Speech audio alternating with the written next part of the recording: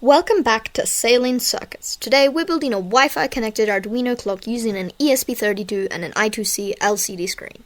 This project is simple, functional and fun, so let's jump right in.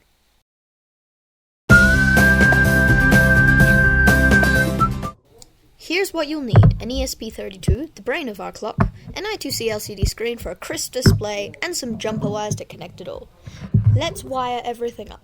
The I2C LCD connects to the ESP32 with just 4 wires. Pause here if you need some time. And don't worry if it looks like a spaghetti mess. Now let's get into the code. You can find this in the link in the description below. We'll start by making sure that the NTP client is downloaded. And then don't forget to set your SSID and your password as well as your time zone in the code. Once you're done with that, it's ready for upload.